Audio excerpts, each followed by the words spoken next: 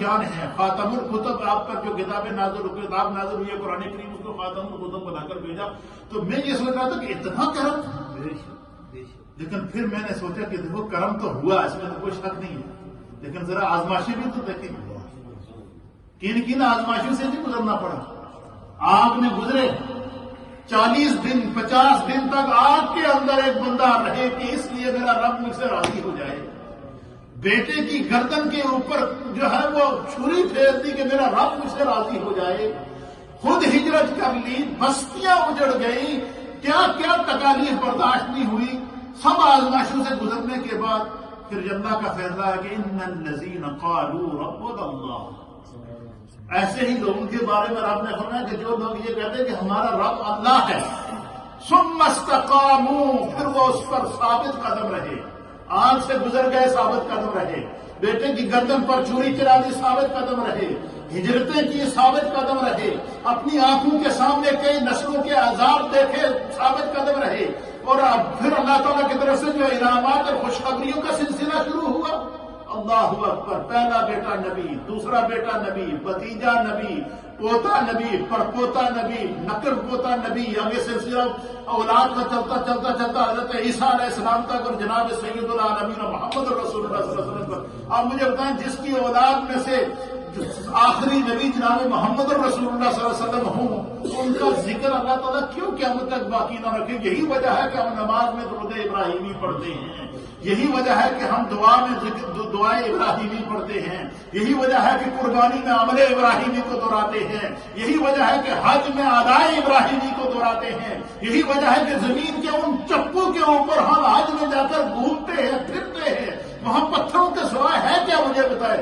عرفات کے اندر پتھر ہی تو ہیں، مزدلفہ کے اندر پتھر ہی تو ہیں، اور مینا کے اندر پتھر ہی تو ہیں. وہاں کیا ہے؟ وہاں وہ ان زمین کے ذروں کے اوپر ہم کیوں کھینچے کھینچے چلے جاتے ہیں؟ روئے زمین سے انسان مسلمان وہاں کھینچے کھینچے ان راہوں کو تلاش کرتے ہیں، ان ذروں کو تلاش کرتے ہیں کہ زمین کے ان قطروں سے، ان ذروں سے کوئی برکت مل جائے. جن قدموں نے زمین کے جن حصوں نے اللہ کے نبی ابراہیم کے قدم چومے.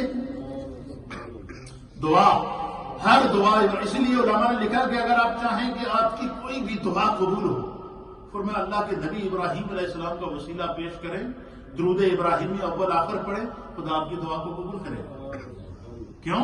اللہ تعالیٰ نے آپ کو ان تمام آزمائشوں سے جتنا جتنا اسلام ہمارے پاس موجود ہے اور قیامت تک یہ دین باقی رہے گا نبی پاک صلی اللہ تعالیٰ علیہ وسلم کی کو آخری نبی کی صورت میں، یہ سارا ابراہیم علیہ السلام کا فیض ہے.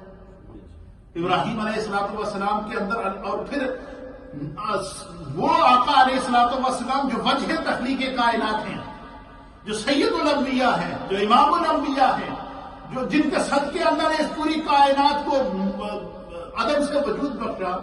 اب مجھے یہ بتائیں کہ سرکار دو عالم کیا یہ اس سے بڑی فضیلت کم ہے کہ سرکار دو عالم صلی اللہ تعالیٰ علیہ وآلہ وسلم کے لیے خدا نے جس خاندان کا انتخاب کیا وہ خاندان ابراہیم ہے.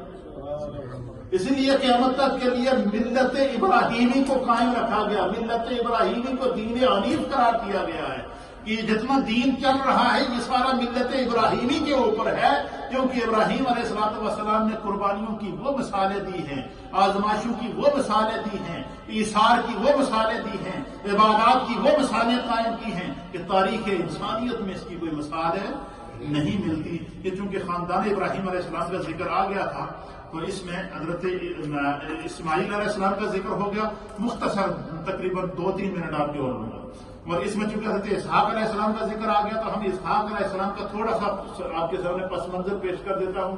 پھر انشاءاللہ اس کے بعد کل کے درس میں آپ کی خدمت میں ہم حضرت ابراہیم علیہ السلام کے پوتے اور حضرت اسحاق علیہ السلام کے بیٹے حضرت یعقوب علیہ السلام کا ذکر کریں گے. پھر اس کے بعد حضرت یوسف علیہ السلام کا ذکر ہوگا انشاءاللہ العزیز. تو پہلے بیٹے آپ کے کیا تھے؟ حضرت اسماعیل علیہ السلام، اور دوسرے بیٹے کیا تھے؟ حضرت اسحاق علیہ السلام. اسحاق علیہ السلام یہ اسماعیل علیہ السلام سے 14 سال بعد پیدا ہوئے.